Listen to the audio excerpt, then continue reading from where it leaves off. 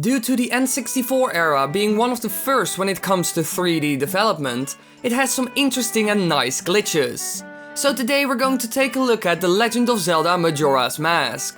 Let's start off with a very popular glitch. It is mostly known as the Fierce Deity Anywhere glitch, but there's so much more to this than meets the eye. You need to go to shallow water of a certain height, dive, switch to Zora during the dive, and then mash B. This will bring Link into a weird swimming animation. Now pressing the Zora mask will disable the B button. But there's more to it. The game is now stuck in the mask switching animation. Taking a closer look will show that all animations are stuck that are not related to Link. The business scrub doesn't move anymore, Zora fins don't fly, and backflipping softlocks the game. Now, you know you can put Fierce Deity mask over the Zora mask on your C buttons. Well, actually you can put any item over all items you could have used as human. So you can also use the bow as a Zora, which makes him throw the fins. So technically, this glitch isn't only Fierce Deity restricted, it lets you use any item on the Zora form. But you can do more with this. As we are stuck in the transformation cutscene, other cutscenes can't play at all. Not even the moon crashing cutscene. And we can use this to our advantage. If we now do the same glitch and punch our way to the loading zone, we can wait for the time to run out. Now the cutscene start gets blocked, as we still are in the cutscene and the time of day warps around. But the cutscene is queued up, which means if we now somehow cancel this state, the moon cutscene will play. So we need to stop that in order to reset the third day, and that's done by leaving the area. This, by the way, is pretty much the only way to reset the third day. But what to do if we are not on the third day to reset it? Well, you can fall out of bounds while playing the Ocarina to Store song a double time. Now the text box that asks us if we want to go further in time is stored in the game's memory and will only come up if another text box is triggered. So once the game puts us back in bounds, we can use an item information text box to bring up the text box that asks us the question and hit yes when leaving the area. This will once again wrap the timer around and the game can't proceed to the next day. But there are more fun ways to mess with the game. So let's start with a rather harmless one here and move forward. How would games be without music? Well, thanks to Majora's Mask, we can finally play the I don't have any game music simulator. We can finally look at cutscenes without any music. This is done by doing a time stop in front of the scarecrow which stores its text. Then we trigger the text of the old man in the observatory, which advances the scarecrow text that we can cancel out now.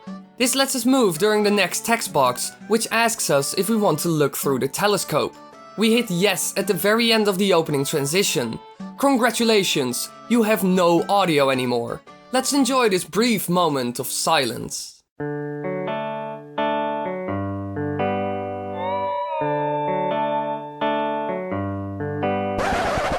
But now that we've beaten Snowhead, what could we do? Oh, let's warp to Milk Road, call Epona, re-enter the map, and save at an owl statue. Now reload the file and warp to Snowhead. And Epona's gone? Okay then, let's enter Snowhead without Epona. Okay, the dungeon's all red. But hey, Epona's here. So let's fight Goat with Epona and say yes to the boss warp. This is not quite what the boss room looked like. Actually, this is Pirate's Fortress. Okay, let's mess a little more with the owl statues. First, our sword needs to get stolen. Just handing it to the smithy won't do. Now, save at an owl statue, reload the game and put on a Deku mask. Tatl will tell us that we can't reach the horse as Deku. Oh, I bet we can. If we now unmount Epona and hit B, Link will show the land title deed from Clock Town. So, what could we do with this? We could use the Deku Bubble minigame in Clock Town on day 3. This will turn the land deed title into a bow magically, which we can use to hit the targets. What if we did the same as a Goron?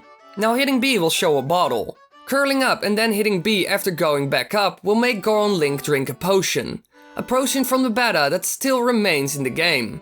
This happens because the game doesn't know what to do as there is no proper B value safe from the owl statue.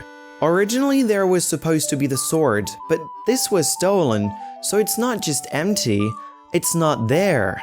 Now changing to another mask will alter the B button depending on what the original action was supposed to be like. A different default action, such as ground pound or punch, results in different outcomes. Let's mess a little with the game's memory. The game tracks for how long the console is turned on.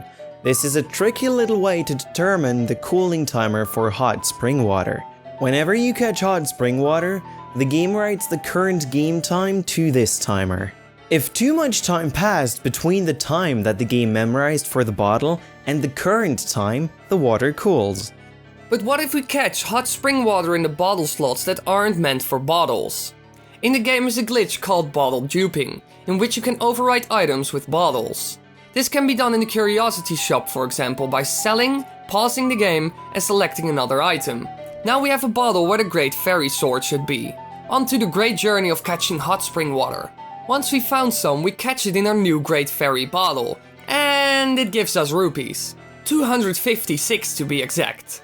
Writing the timer numbers onto the Great Fairy Sword gives us rupees. Unfortunately, the English version is pretty patched when it comes to this. The rest won't have any other effect, but the Japanese is not as flawless. For example, if we catch hot spring water while wearing Camaro's mask or Romani's mask, the game will softlock. Catching hot spring water with the captain's hat makes our magic meter almost disappear completely. We can't even grab any more magic. But there's more to do with the memory. Let's kill it completely. Once again, call Epona and Milk Road, save and quit, come back, warp to Mountain Village with Snowhead cleared, and walk towards the ramps. This will make Epona disappear, and we will now need to use the Ocarina to move again. If we now use a stick or the Great Fairy Sword and slash our way out, all kinds of things can happen. We can be stuck in the ground. We can be stuck in nothing. Or the game can just crash, which it will most of the time. Who would have thought that games can be such a mess? Indeed, Thiefbug, this game is a total mess. You watched the entire video? That's freaking awesome! Click on the annotations on the screen right now if you want to watch more videos, or in the upper right corner, and why not subscribe, then you won't miss anything.